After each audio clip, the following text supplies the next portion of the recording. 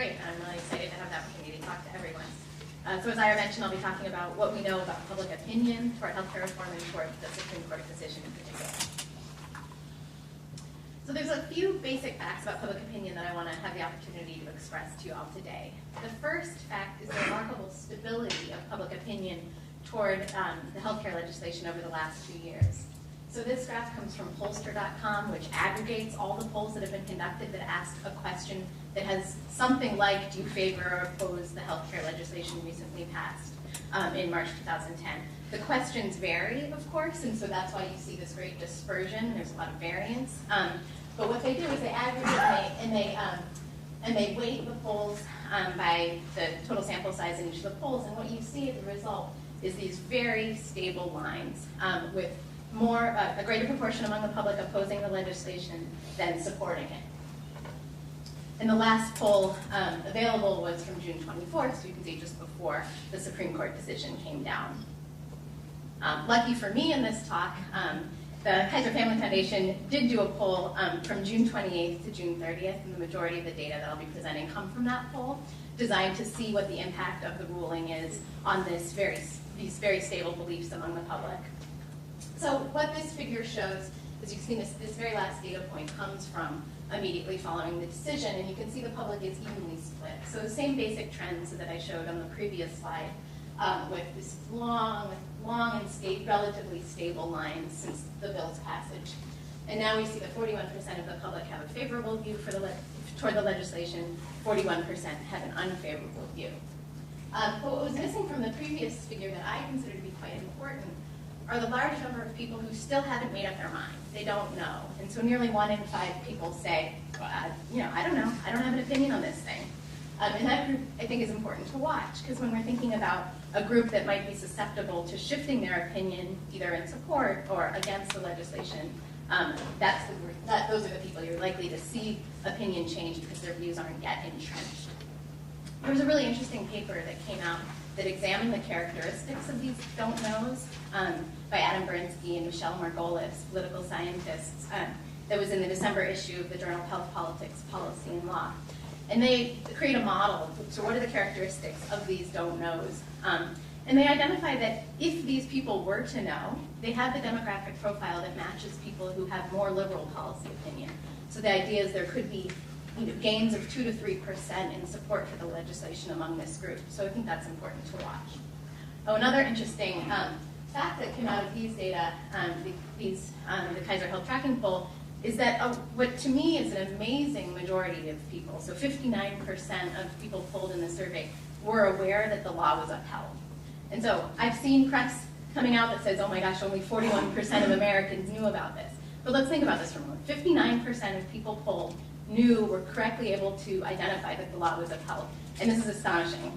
For something that's in politics or something that's specific to health policy and has nothing to do with Katie Holmes or Tom Cruise, 59% of people to know this, I think, is really important. So it's not just confined to people in this room and kind of the self-described health policy geeks. A lot of people did learn this information. It was a big news day, as you know. The other really important feature about public opinion toward the legislation is the incredible polarization.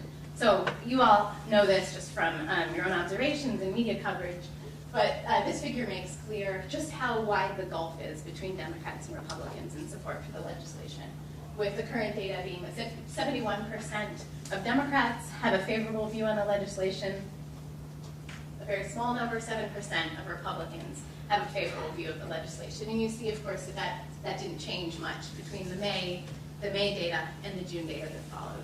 In fact, it went down by a percentage point. What this figure doesn't show, though, is that there's this polarization is lopsided. So the intensity of Republicans' opposition outweighs the intensity of Democrats' enthusiasm. So the quotes are that in May, 31% of Democrats said their view of the legislation was very favorable, and in June, following the ruling, this did go up quite a bit to 47%. So 47% of Democrats surveyed in June had a very favorable view of the legislation. But this is dwarfed by Republicans' intensity of opposition, where 64% of Republicans have a very unfavorable opinion of the law. So moving forward, now that sort of with these basic trends of the stability and the polarization, I don't see I don't anticipate a lot of movement. I don't think you're going to see the public coming together now that the Supreme Court has validated the decision. The views are very entrenched, and they're very distant from one another. But as I was thinking through how to prepare for this presentation, there could be an opportunity for some small movements of opinion in this group of people who are either who don't identify with a political affiliation, independents, moderates, and the people who thus far haven't come to a decision on the view, on the law. One really important lesson from now 3 years of polling experience is that people like the pieces of the legislation, but they hate the package. This was actually a title of a paper in Health Affairs by Molly Ann Brody. So one idea is that if the constitutionality of the package kind of buffers some of this opposition and allows advocates in support of the legislation to focus on the pieces, you might see more movements in support. In other words, if advocates in the administration come to more forcefully promote the pieces, you could see change among those don't knows.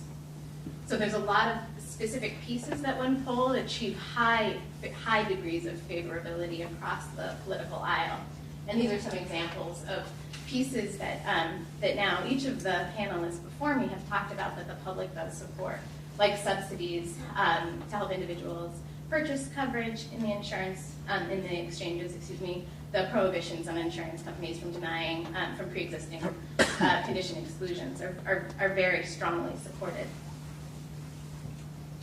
Another possible area where the law could reframe, or the Supreme Court decision might reframe the law a little bit and have effects on public opinion is in this issue of the framing around the individual mandate for health insurance.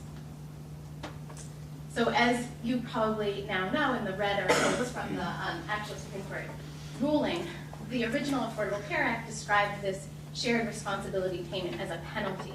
They didn't identify it as a tax. But the Supreme Court, in their majority ruling, came to the conclusion that, and this is my favorite picture from the big internet day in June, that the ACA's requirement that certain individuals pay a financial penalty for not obtaining health insurance may reasonably be characterized as a tax. Where in the typo, the Affordable Care Act is a tax, or a tax. So my question is, someone interested in kind of framing in public opinion, is could this reframing of the mandate as a tax affect opinion? And we don't know. I have some data to speak to this. So with colleagues, Dave Grandy and David Ash, we published a paper where we looked at how different polls about the individual mandate, whether they identified the penalty part of the individual mandate or not. And we find that people don't like penalties. And so support was generally lower in polls that identified the fact that there would be a penalty applied. But people don't like taxes either. So it's kind of washed out in my mind, sort of from the frying pan into the fire. So a reframing of the individual mandate as a tax, I don't think we'll see great gains in support. And the Republicans are taking advantage of this already and talking about that this legislation now amounts, because of the Supreme Court ruling and discussion of the mandate as a tax, amounts to a large tax increase among the middle class. So the final piece, I think, which is interesting to think about, is how the reframed and renewed discussion about Medicaid expansions might shape public opinion. And just as Lynn just mentioned, how the top experts in the field really don't know what's going to happen with Medicaid. We don't know what the public thinks of this either. And there hasn't been any polling data directly to speak about whether the public supports these expansions to childless adults and whether the public supports governors' opposition to these expansions so far. But I think governors should be a little bit cautious, given what we do know about public support for Medicaid in general. So the same health tracking poll did ask how much people view Medicaid as important. And you see that 69% of the public believe that the Medicaid program is very important. And this is above the importance people attribute to defense and military spending and foreign aid, and just below Medicare there. So I think keep that in mind, that the public does tend to like and view the Medicaid program as important. So on to November. So a lot of people are wondering, what impact does this decision have, this kind of new rosy feeling towards the law, the new stamp of approval have in the November elections. And I and lots of other people don't think it's likely to have a huge electoral impact, mainly because people have made up their mind already. They made up their mind on June 27th, and the decision on June 28th is not going to change people much in terms of whether whether a particular incumbent or candidate's views on healthcare reform is going to affect their vote. They kind of already knew that before. And in fact, when you ask people directly, the majority of people, so this gray bar here, strong majorities say, no, the ruling's not going to have any impact on the way I'm personally going to vote in November. Slightly more Republicans than Democrats say that it would have an impact on their vote, but on the whole, it's not going to be sort of a force for greater turnout in the election. And in fact, the poll also says that people are kind of ready to get over it. So as a majority, 60% of people agreed with the statement that the law's opponents need to stop their efforts to block the law and move on to other national problems, such as the economy. And I think the economy is kind of going to remain the big voting issue in November, not healthcare. Which isn't to say it won't be important in the next political debates, but in terms of voting and public opinion, probably less so. Thank you.